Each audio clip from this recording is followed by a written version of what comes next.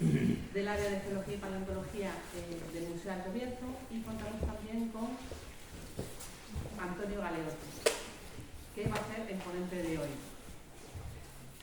La conferencia es El origen de los planetas rocosos. Os cuento un poquito de su currículum y ya empezaría la conferencia. Bien, don Antonio Galeotti Gutiérrez, ingeniero técnico industrial, máster en Astronomía y Astrofísica por la Universidad Internacional de Valencia y presidente de la Asociación Astronómica del Bierzo, ASASBI. Comunicador y divulgador de la ciencia, ha dedicado los últimos 15 años junto a otros expertos a enseñar y acercar la astronomía a la gente. Autor de diversos artículos y entrevistas sobre astronomía en varios medios de comunicación. Colabora en la sección de radio Hasta el infinito y más allá en Onda Bierzo, Onda Cero. También es miembro de la Asociación Española de Astronomía y de la Federación de Asociaciones de España, así como de la Unión Astronómica Internacional. Bienvenido, Antonio, y te doy paso. Muchas gracias.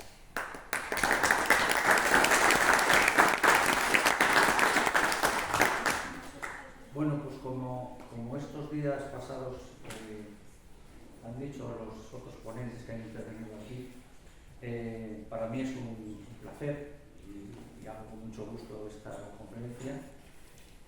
Y bueno, espero que os guste, o que les guste. No sé si queréis que me dirija a vosotros en segunda persona, pero bueno, la intención mía es hacer una exposición que se entienda, porque a veces la gente que imparte ciencia no piensa que muchos de los que están escuchando y viendo las charlas, las conferencias, pues claro, se escapan muchos detalles, ¿no? Entonces, yo lo que voy a intentar es que hoy vosotros entendáis casi todo de lo que yo voy a exponer. Como dice el título de la conferencia, El origen de los planetas rocosos, creo que es un título bastante acertado, dado el lugar en el que nos encontramos, ¿no? En un museo tan extraordinario como este de minerales. Y vamos a ver de dónde, cómo se originaron esos primeros minerales que dieron lugar a la formación de los planetas como la Tierra, o como Marte, o como Venus, o como Mercurio. ¿De dónde salieron esos primeros minerales? ¿Cómo se formaron? ¿Aparecieron por arte de magia? ¿O cómo llegaron hasta aquí? Antes de empezar, voy a empezar con un vídeo para poneros en situación. Y antes de empezar digo que quiero que seáis conscientes de que el tamaño del universo es mucho más grande de lo que incluso nosotros podamos imaginar. Las distancias en el universo son enormes. Y cuando veáis aquí, pues, nebulosas, galaxias, un viaje por el universo, estamos viajando a velocidades muy superiores a la velocidad de la luz. Porque si viajáramos a la velocidad de la luz, que por cierto es la máxima velocidad a la que nada puede viajar en el universo, si viajáramos a la velocidad de la luz, prácticamente en el universo no nos moveríamos, ¿vale? Porque el universo es tan sumamente grande que es como poner a una hormiga a caminar sobre el desierto del Sáhara, ¿de acuerdo? Entonces, cuando veáis esos viajes por el universo, imaginaros que iríamos a una velocidad muy superior a la velocidad de la luz, ¿vale? Bueno, comenzamos.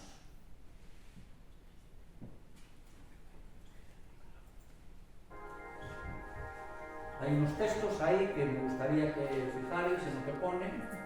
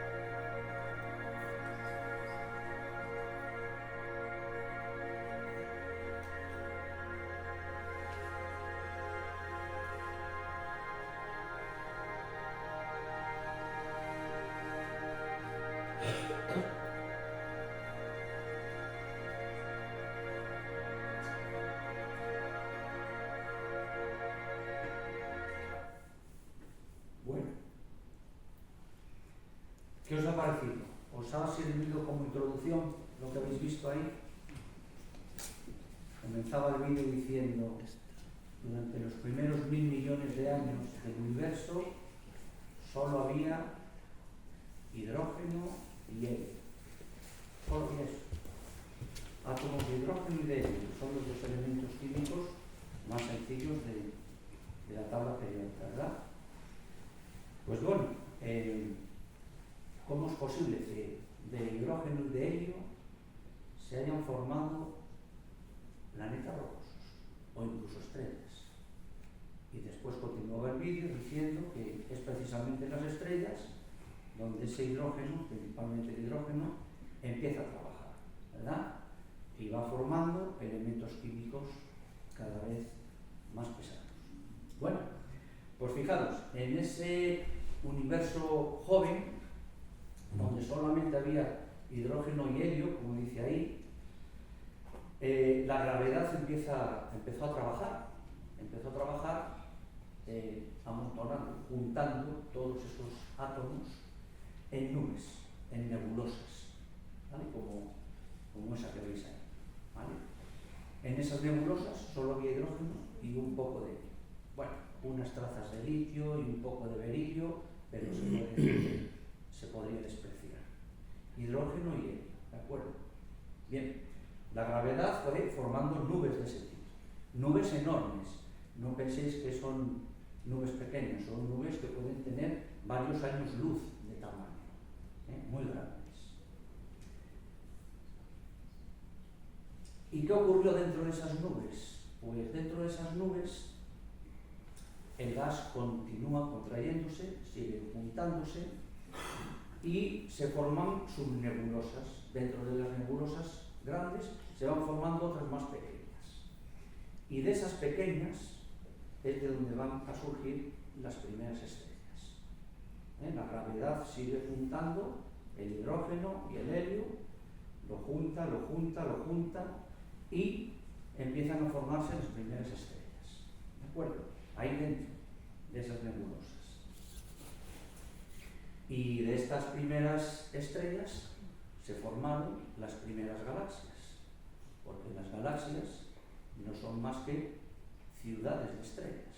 Es como una ciudad está formada por casas y edificios, pues las galaxias están formadas sobre todo por estrellas.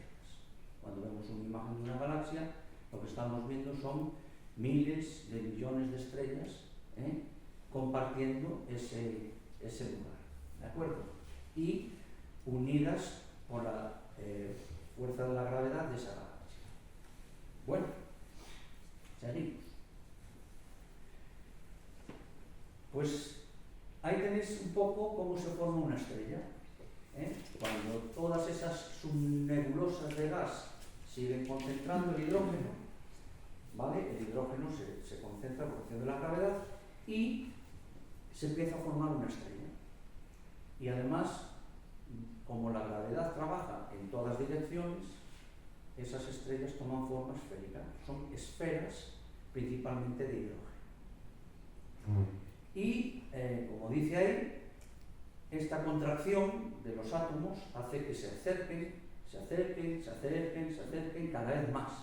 La gravedad los va apretando cada vez más.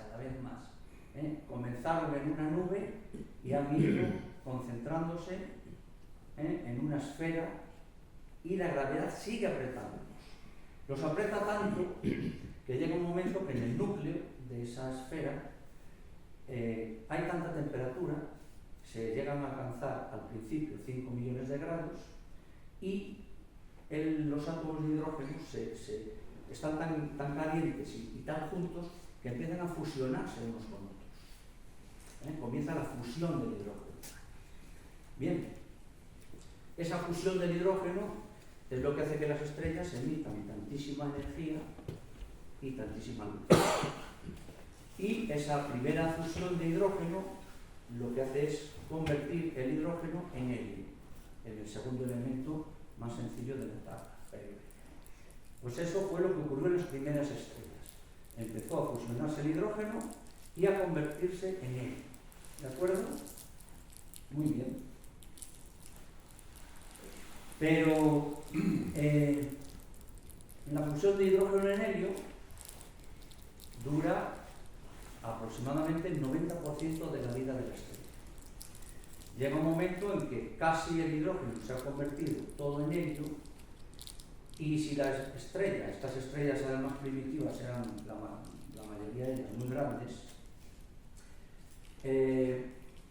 este hidrógeno que se ha ido convirtiendo en helio, llega un momento en que la estrella comienza la fusión del helio, ¿vale? La temperatura ahí dentro ya es mucho mayor de 5 millones de grados y el helio empieza a fusionarse también.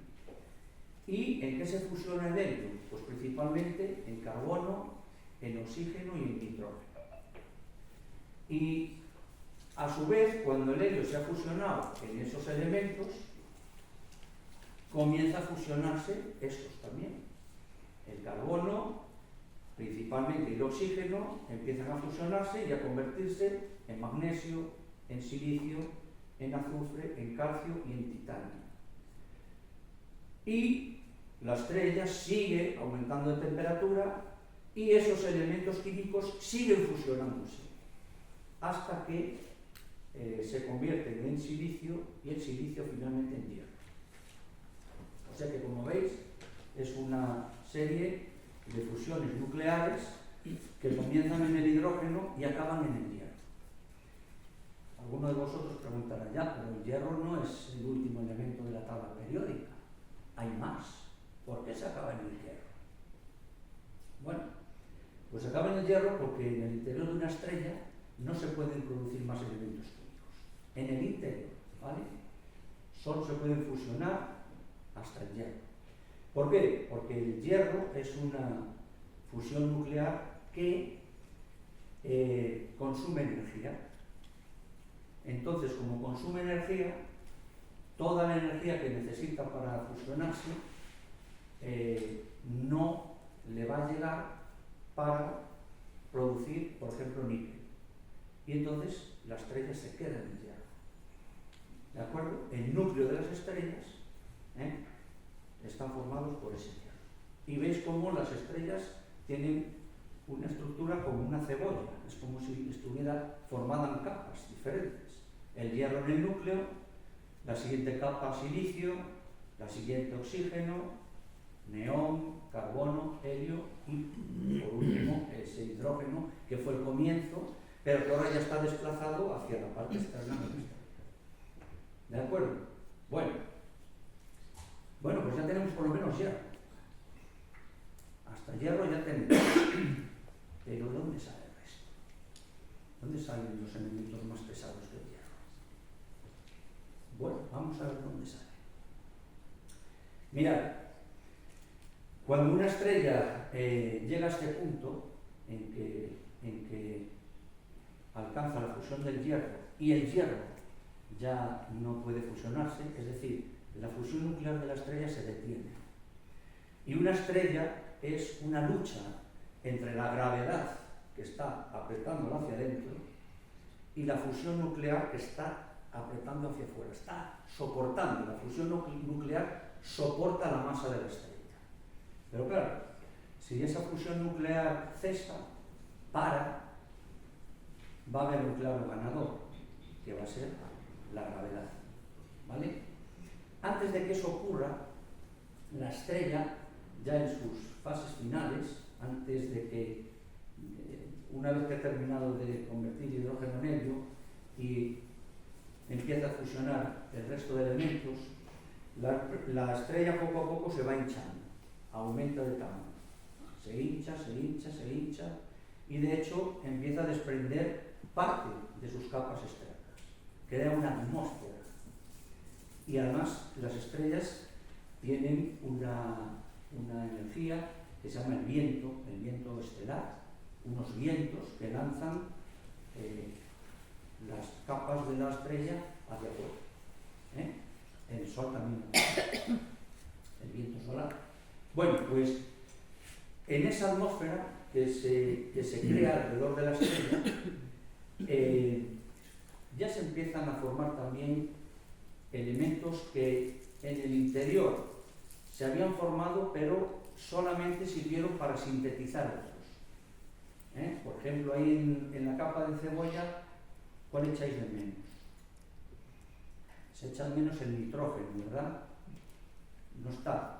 Pero antes ponía ahí que sí se sintetizaba. Pero, ¿qué ocurre con el nitrógeno? Y no solamente el nitrógeno, ocurre alguno más. Aparece, pero vuelve a desaparecer. ¿De acuerdo? ¿Por qué? Porque se sintetiza en otros. Por ejemplo, el neón. ¿Vale?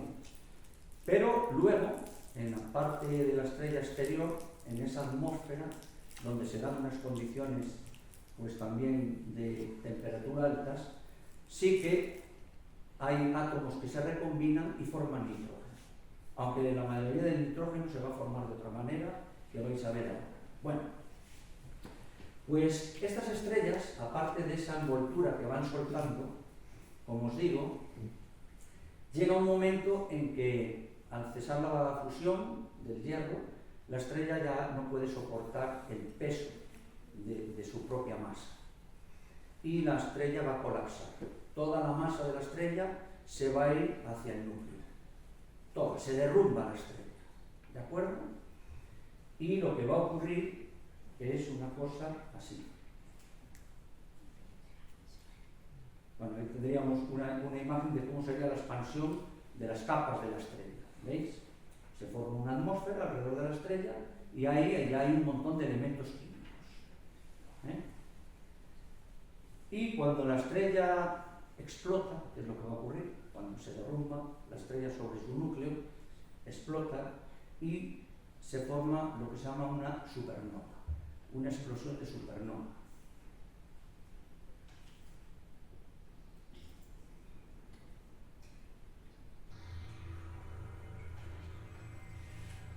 Ahí sale la estrella y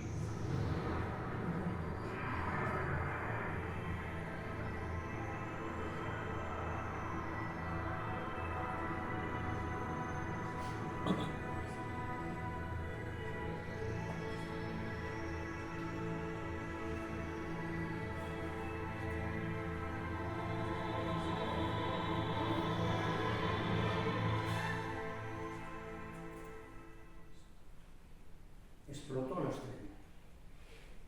Y al explotar, ¿qué ha hecho la estrella? ¿Qué formó al explotar? Una gran nebulosa, ¿verdad? Bueno, pues en esa explosión de supernova se alcanzan tales temperaturas que todos esos elementos químicos que se formaron en el interior empiezan a formar elementos más pesados. Ahí sí hay condiciones de temperatura lo suficientemente altas para formar níquel, oro, plata, platino, uranio incluso, todos los elementos químicos más pesados que el hierro. Las explosiones de supernova son, digamos, los cataclismos cósmicos más impresionantes que hay. Y no solamente ocurren cuando se derrumba una estrella masiva. Hay otros tipos de supernovas que, bueno, hoy no vamos a hablar de ellas porque no es el caso, pero bueno, por ejemplo, el choque de dos estrellas de neutrones también produce una liberación de energía tan brutal que también genera elementos químicos más pesados. Es capaz de fusionar esos átomos más sencillos y convertir elementos químicos más complejos. ¿De acuerdo? Bueno, pues a partir de aquí ya está en marcha la máquina. El universo está formando estrellas.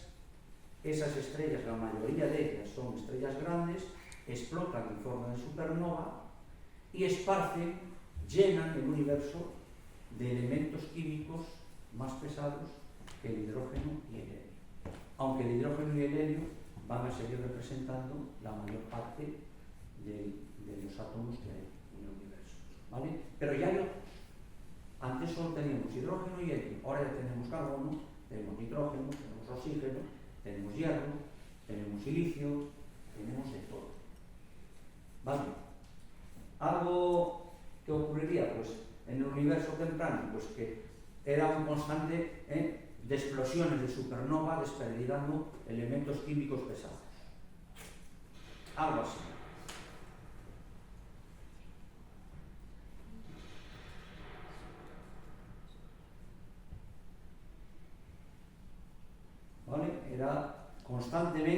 durante millones y millones de años no paraban de explotar supernovas y de esparcir todo ese material por el universo. Bueno, a ver.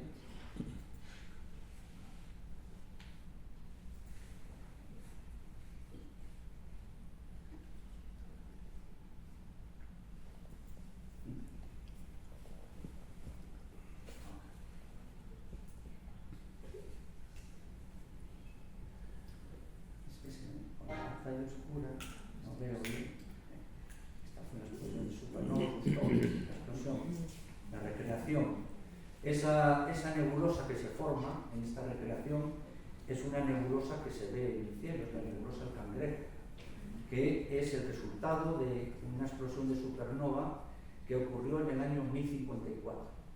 Explotó una supernova en la constelación de Tauro y formó esa nebulosa que hoy en día es visible con los telescopios. Esa nebulosa tiene unos 5 o 6 años luz de tamaño. Imaginaos qué cantidad de material liberó. ¿Queréis verlo otra vez? Si nos gustó. Venga, lo pongo otra vez. Está bien esta recreación. Bueno, no quiero irlo a ver ahora. Ahí ponemos. No sé qué pasa.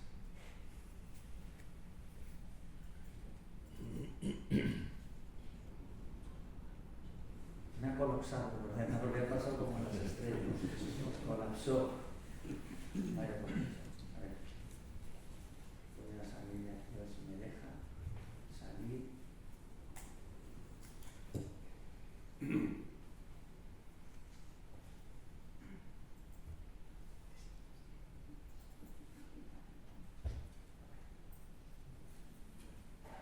a salir y a volver a entrar.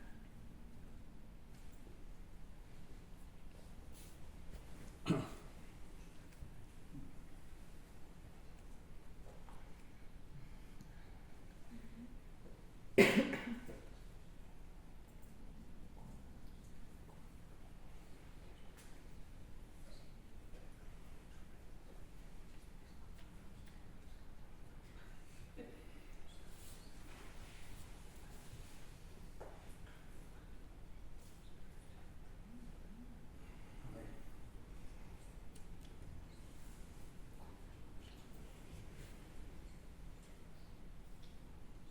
Las cosas del directo. Vamos a ver si ahora.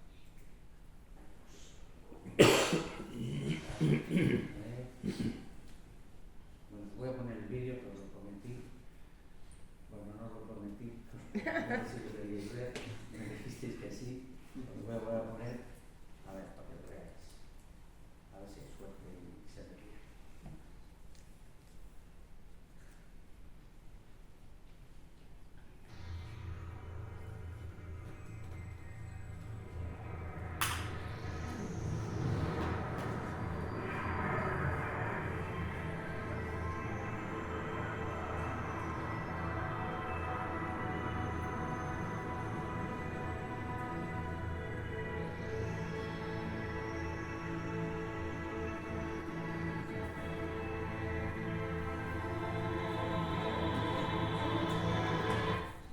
Bueno, voy a parar para que contempléis la belleza de esa nebulosa remanente de una supernova que existe en nuestros cielos hoy en día.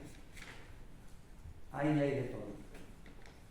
Ahí hay hidrógeno, helio, hierro, de todo. En esa explosión, la estrella, al morir, lo que hace es desperdigar todos esos elementos químicos. Y, bueno, imaginar lo que son miles de millones de supernovas explotando durante millones y millones de años. Pues impregnaron el universo de elementos químicos de todo tipo, entre ellos, pues los primeros minerales también. ¿Vale? Bueno, vamos a ver si nos funciona otra vez la presentación. Vamos a ver.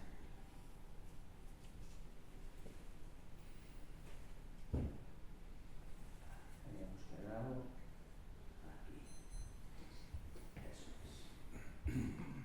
ya tenemos el universo sembrado.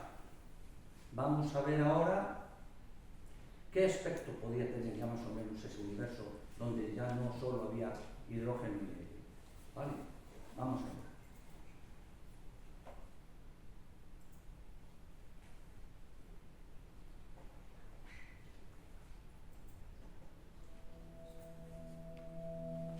Hay polvo por ahí ya, ¿verdad? ¿A qué veis polvo? Por el universo. ¿Veis? Aparte de luz, ¿qué hay? Hay cosas oscuras, ¿verdad? Y mucho. Hay mucho polvo por ahí. Son imágenes reales, no de la época del Big Bang, pero sí reales de la actualidad.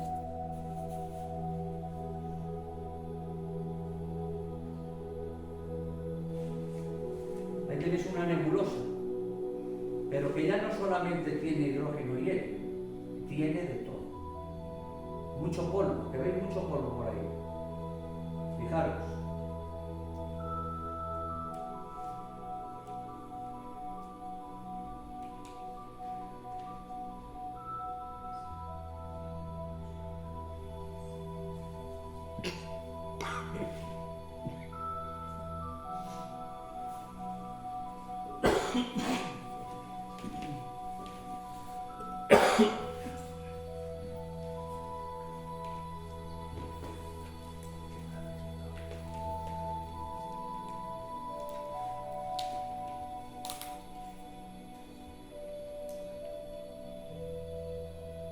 Bueno, esa nebulosa que veis ahí es una nebulosa también que existe en el cielo, se llama la nebulosa del Águila. Y como veis, hay muchísimo polvo interestelar ahí, muchísimo. O sea, aparte de hidrógeno, de helio, de oxígeno, nitrógeno y tal, ¿qué hay? Minerales. Ya hay minerales por ahí. ¿Vale?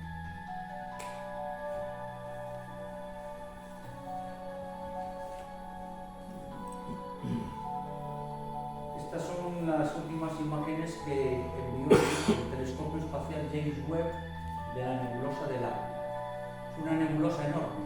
Esta tiene más de 100 años luz de tamaño.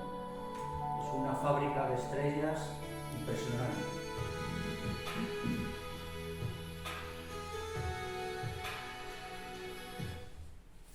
Bueno, pues esa primera generación de estrellas de la que hablamos al comienzo ha dado como resultado nuevas estrellas, pero estrellas que ya contienen, como llevo repitiendo,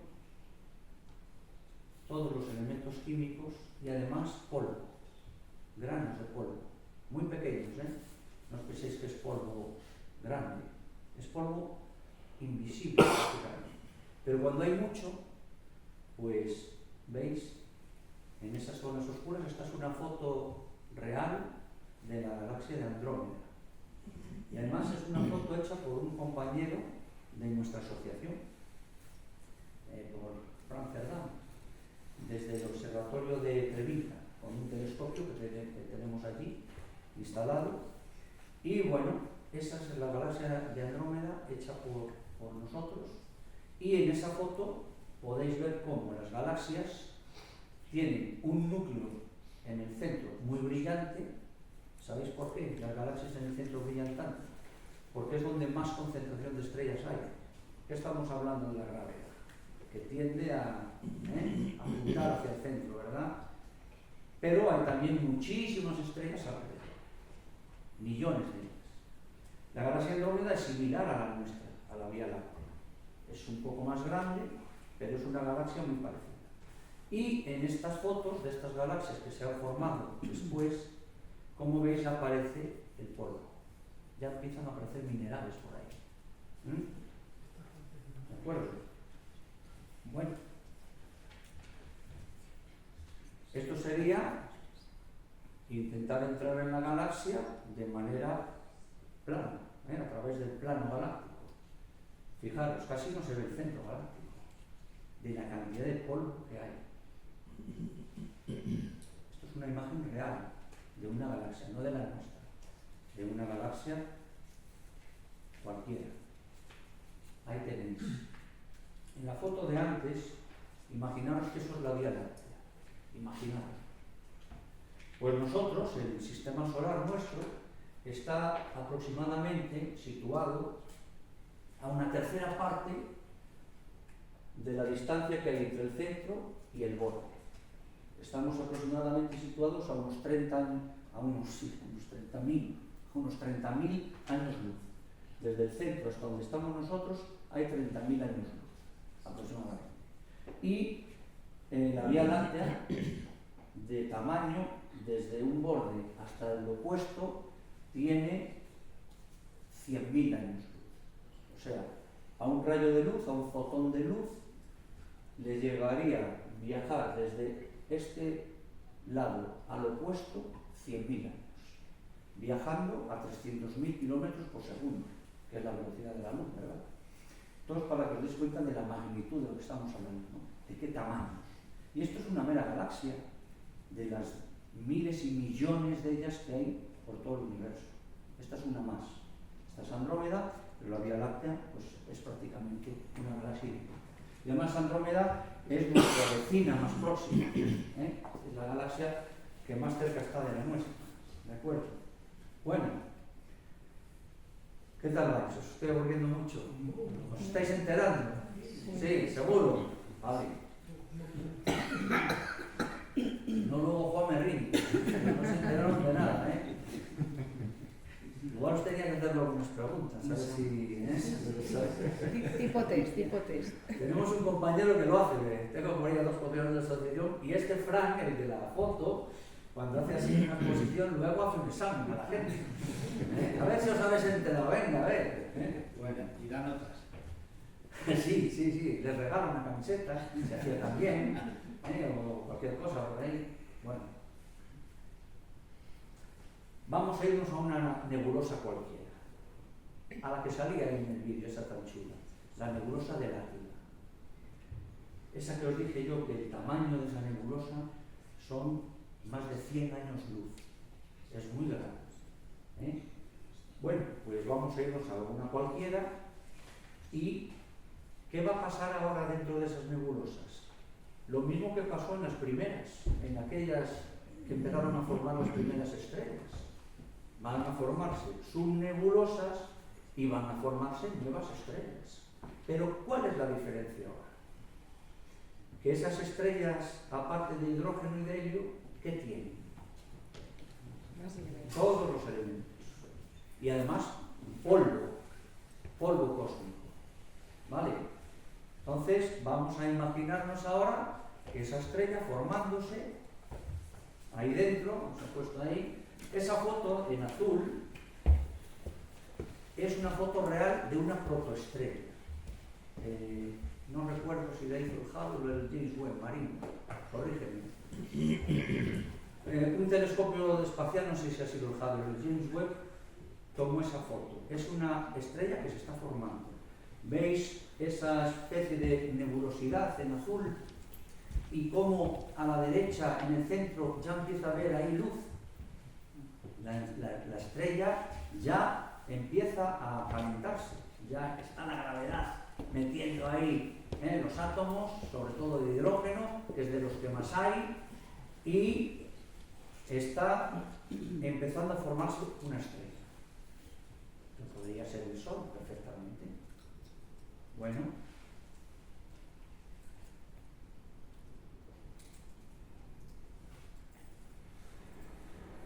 ahí tenéis la nebulosa, esa nebulosa azul, y fijaros lo que pasa con todo el material que la forma. ¿Qué está ocurriendo? Se va todo al centro, ¿verdad? ¿Y qué pasa ahora? Ya se ilumina. La estrella que está naciendo ya empieza a iluminarse porque la temperatura ahí ya es muy alta. ¿Os dais cuenta? Es muy alta ya la temperatura.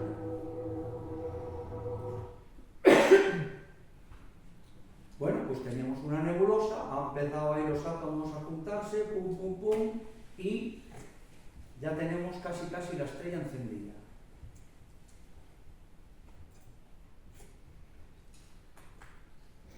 Esto sería la continuación. Ya tenemos ahí, ¿veis? La estrella formada. Ya prácticamente ha empezado la fusión nuclear del hidrógeno. Pero alrededor de la estrella, ¿qué hay? Todavía hay material, ¿verdad? Por ahí. Aún todo el material de la nebulosa. Y fijaros, ¿qué se empieza a formar ahí alrededor de la estrella? Planetas. Un disco girando, ¿verdad? ¿Y qué tendrá ese disco principalmente? Gases y polvo. Es que tiene mucho polvo, muchísimo. Ese polvo que se veía, ¿verdad?, en la nebulosa, mucho de él acababa ahí y está girando alrededor de la estrella. Y mirad, fijaros alrededor de la estrella qué cantidad, qué disco de polvo y de gases hay. Muchísimos. Y está dando vueltas. Es un disco de acreción que se llama.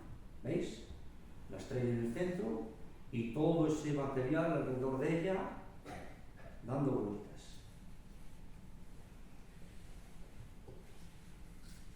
Esos son los comienzos de la estrella.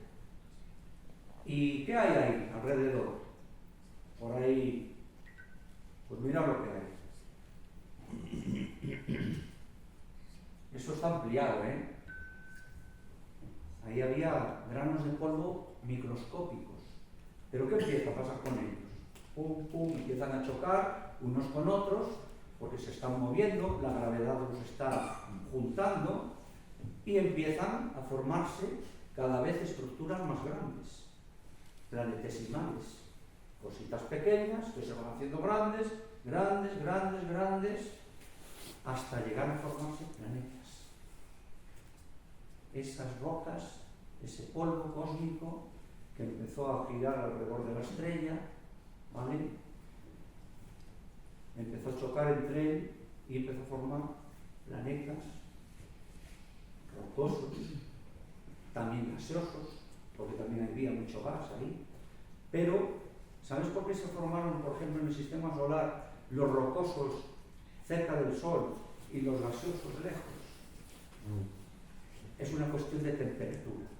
Cerca de la estrella había muchísima temperatura y eso hizo que mucha temperatura y además el tirón gravitacional atrajo con mucha fuerza todos esos granos de polvo. Y durante millones de años, porque eso no duró 10 o 15 años, eso es un proceso que dura millones de años. Fijaros, para formarse planetas como la Tierra, Marte o Júpiter, de ese polvo minúsculo, los millones de años que la gravedad y los choques tienen que estar ahí trabajando. ¿Os cuentan? Muchísimos, ¿verdad? Bueno, pues todos los elementos rocosos de un sistema como el nuestro, el sistema solar, planetas, lunas, planetas enanos, asteroides, cometas, se han formado así.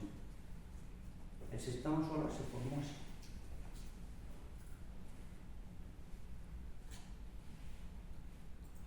Y ahora ya, ¿veis?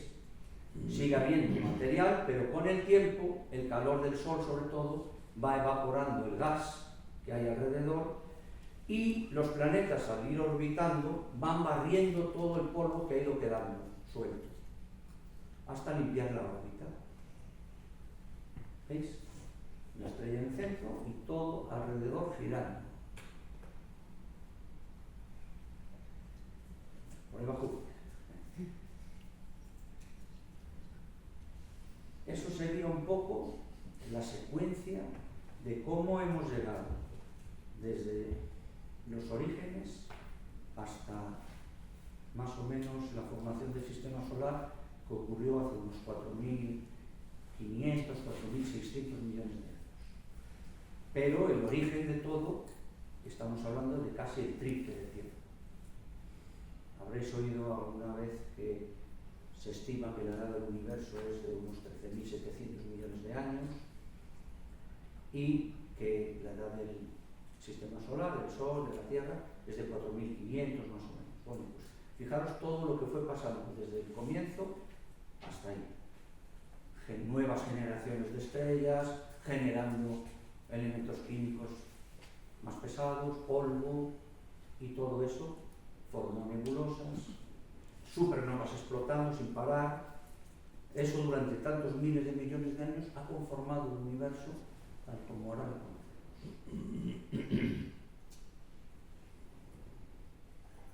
Bueno, no sé.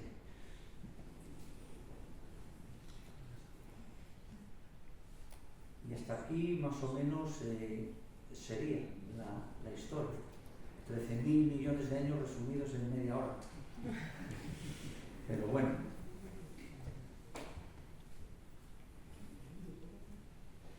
Podéis preguntarme cosas, pero fáciles, muy difíciles.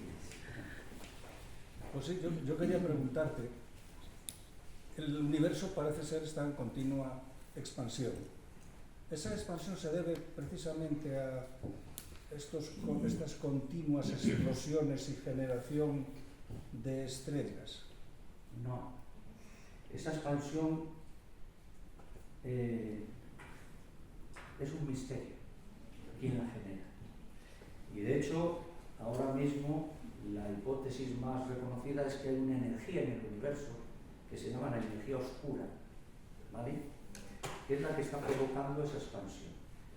En el universo existen tres cosas: la materia ordinaria que nosotros conocemos, la materia bariónica, ¿vale? Lo que estamos hechos, planetas, galaxias. Pero luego existe una parte del universo que es materia oscura. La materia ordinaria es aproximadamente entre el 5 y el 6%. La materia oscura, el 30%, y el resto energía oscura. Esa energía oscura es la que está moviendo el universo, la que lo está expandiendo. Entonces, lo que está provocando la expansión es esa energía misteriosa que no se sabe de dónde sale, no se sabe lo que es, pero bueno, hace 100 años tampoco se sabía cómo se habían formado los planetas, y ahora ya lo sabemos. O sea, hay que darle tiempo a la ciencia para que nos dé respuestas. Entonces, bueno, la expansión del universo es provocada por la energía oscura, esa energía misteriosa, que es lo que más hay en el universo ahora mismo. Una pregunta.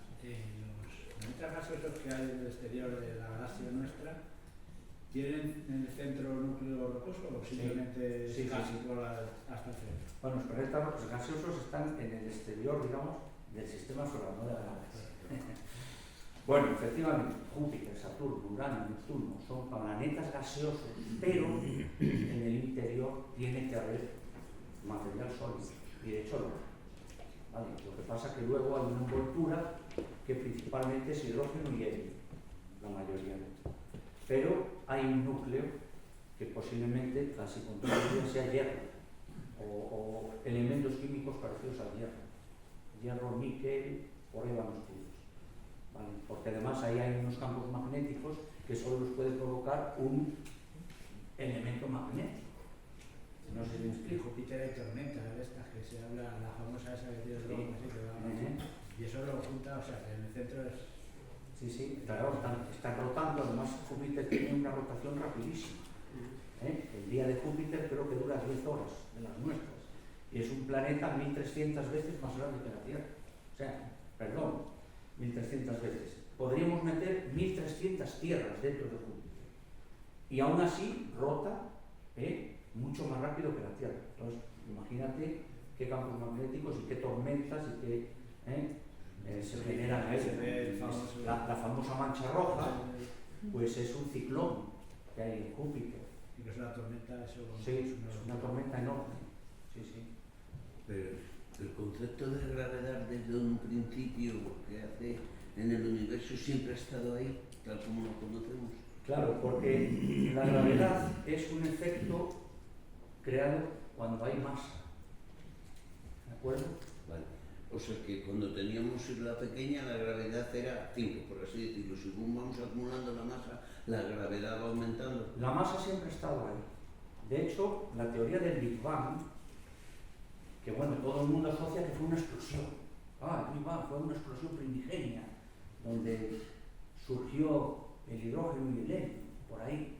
Bueno, eso de que fue una explosión se llama Big Bang precisamente porque es un famoso astrofísico de los años 60 no aceptaba esa teoría.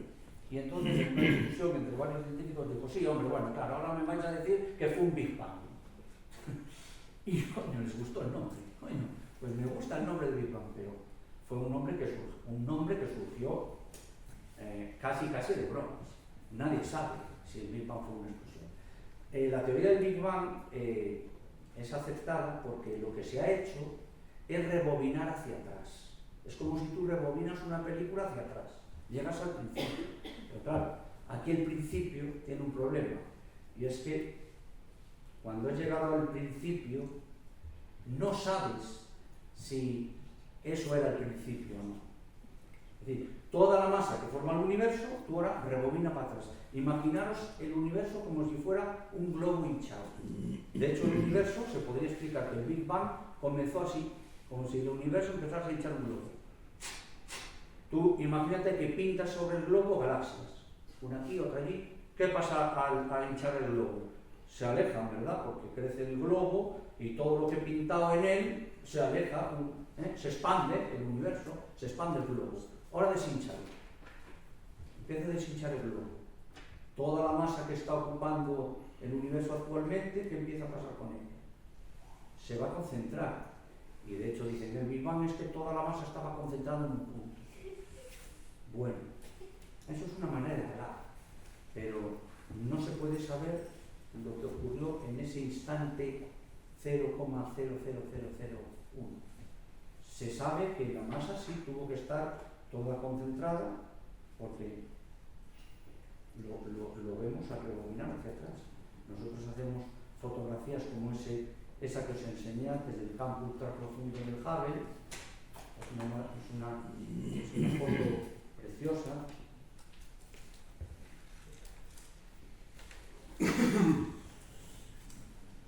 Una foto para la reflexión.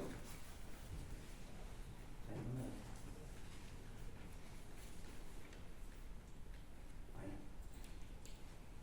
Lo voy a poner en grande. Esa foto es una foto del telescopio espacial Hubble, que se llama el campo profundo o ultraprofundo. ¿Por qué se llama así?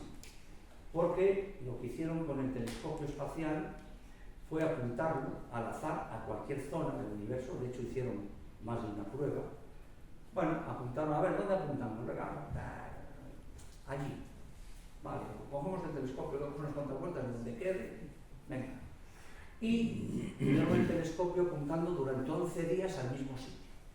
Los telescopios, sabes que funcionan como las cámaras de fotos y como todo. Cuanto más tiempo de exposición, más fotones van entrando de luz, ¿verdad? Y la imagen que se genera es más nítida, es decir, es como si vieras más lejos.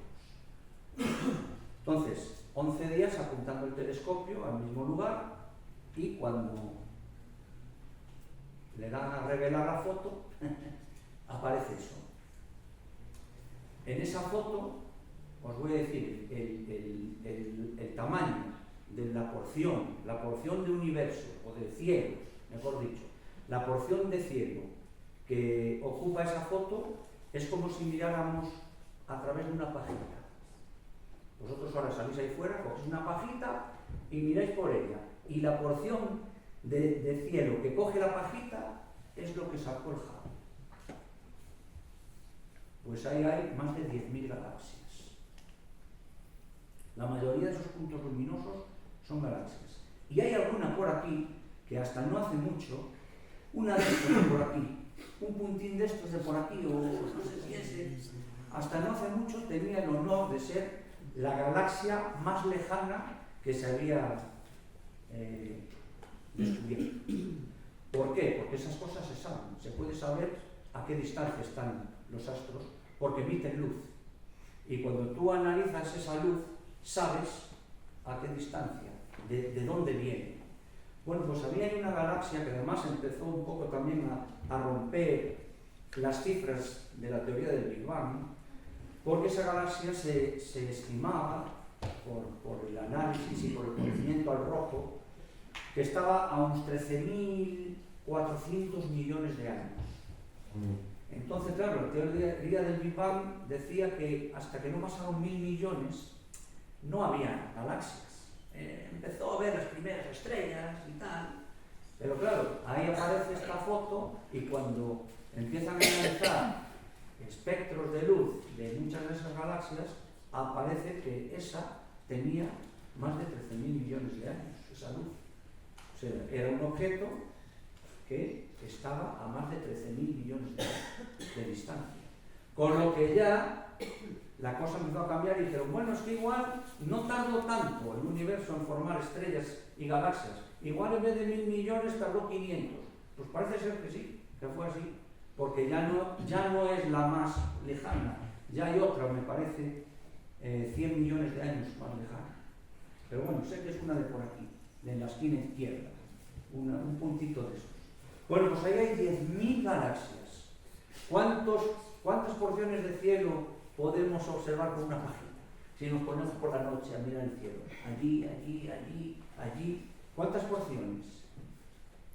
Pues si en una de ellas ya hay 10.000 galaxias, ¿cuánto hay en el universo? Claro, alguno de vosotros puede pensar, bueno, igual fue otra. Igual vio la casualidad que apuntaron allí y aparecieron 10.000 galaxias. Igual apuntas a otro lado y no hay nada. Vamos a probar. Venga, para el otro lado del cielo. Pues en una, no sé si esta fue por el hemisferio sur, a una zona del hemisferio sur, y aquí apuntaron cerca de la Osa Mayor, me parece. O creo que fue por ahí. Venga, al otro lado. Salió lo mismo. Lo mismo. Una foto idéntica. Idéntica, no idéntica, pero lo mismo. Miles y miles de puntos luminosos y la mayoría eran galaxias. Entonces, bueno, en la teoría del Big Bang, ya os digo, no os imaginéis que el Big Bang fue una explosión, porque todo el mundo asocia con una explosión, no se sabe. ¿Y hubo algo antes del Big Bang? Todavía no, la ciencia no es capaz. ¿Sabéis?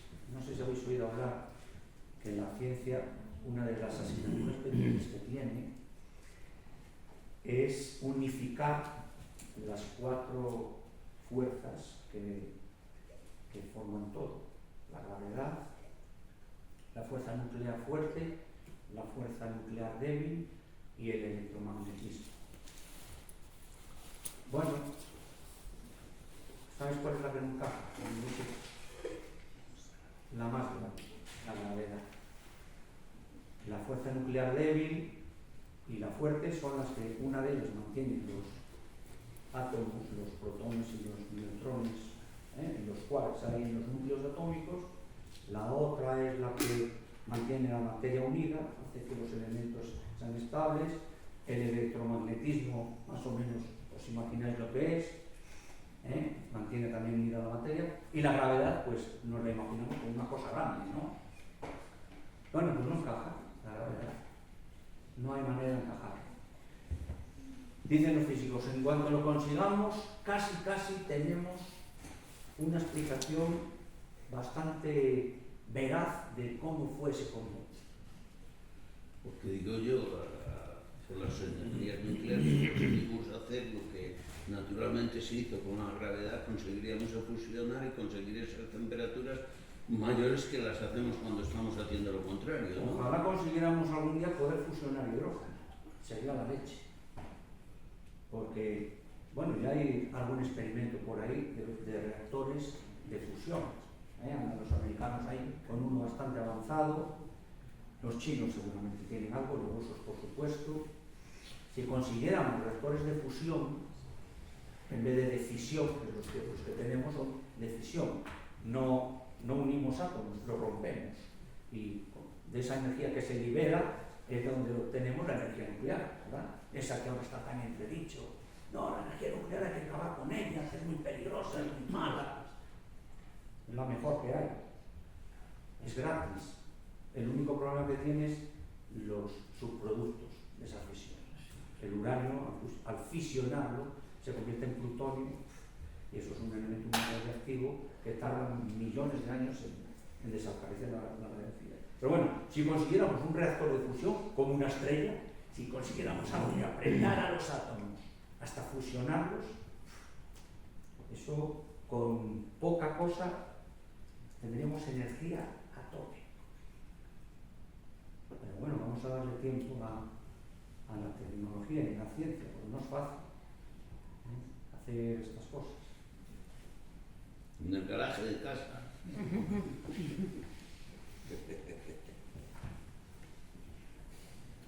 ¿Tenéis alguna pregunta más para Antonio?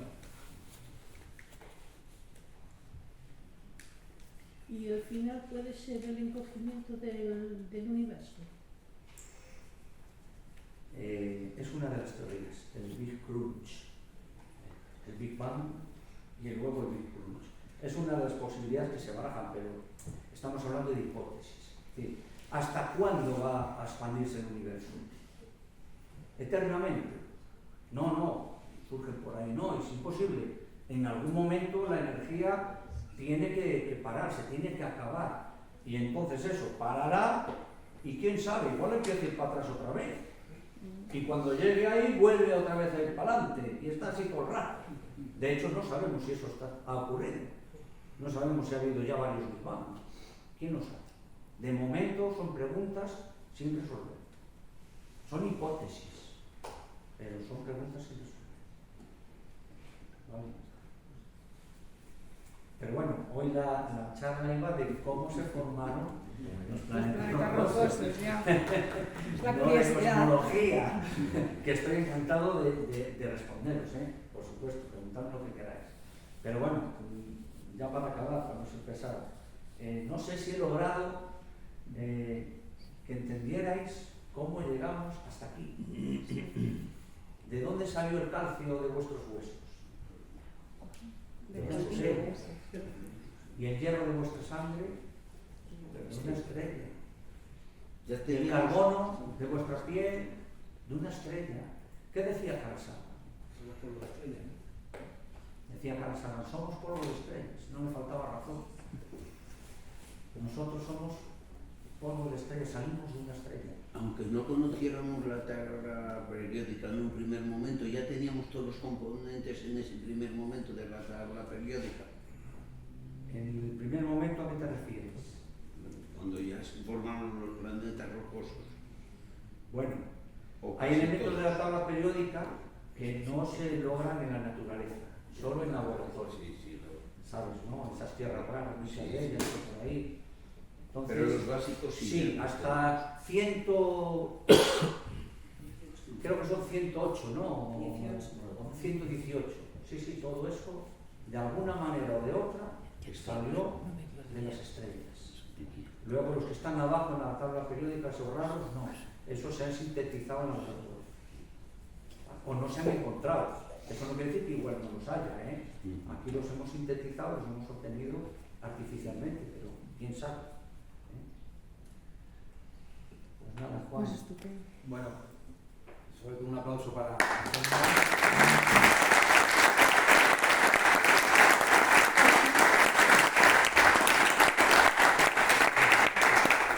Creo que ha sido una exposición interesante, aclaratoria, y como complemento de la conferencia de Antonio Galeote, hemos traído de nuestro museo 3 muestras de un fragmento de meteorito metálico, de una condrita y de una tectita.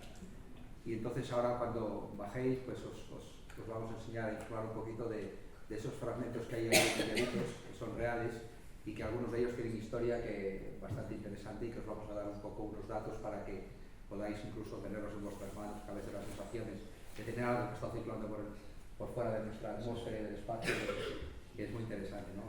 Es un fragmento pequeñito, pero la importancia que ha tenido en el estudio del universo es interesante. Así que muchísimas gracias por esta asistencia y Mari Carmen informará de mañana también. Si me Sí. permite, perdón, Sí, Mari sí, Carmen, sí. es que ahora cuando Juan acaba de decir eso, se me olvidó una cosa.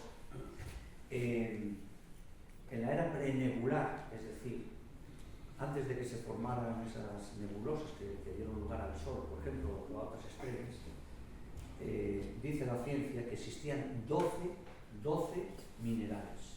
Es decir, dispersados por el universo con los elementos químicos ya había 12 minerales. Principalmente dicen que eran, claro, si lo que había era carbono, nitrógeno, oxígeno y tal, pues sobre todo lo que había era nitratos, óxidos, diamante dicen que había entre esos 12, que posiblemente uno fuera diamante, grafito, o sea, formas del carbono. O sea, había carbonatos, nitratos, silicatos y óxidos, entre esos 12 primigenios. Y de esos 12, lo siguiente es eso que acaba de decir Juan, eso que os va a mostrar ahora el aire. Esos primeros minerales que se formaron cuando la nebulosa comenzó a concentrar ahí, formó eso. O sea, Luego, estáis viendo- ya que estáis ahí seguramente que lo vais a poder mejor. Esto es un fragmento pequeñito, un fragmento del Chicote Ali, que cayó en Siberia en el año 1457 a las 10:30 de la mañana, y se estipula, según los expertos y los investigadores, que antes de entrar en la atmósfera tenía una masa de unas entre 700 y 900 toneladas. ¿No? Una vez que entró en la atmósfera, se desintegra, y parece ser que se fraccionó otra masa ya estando dentro de la atmósfera y fracturado de unas 70 toneladas.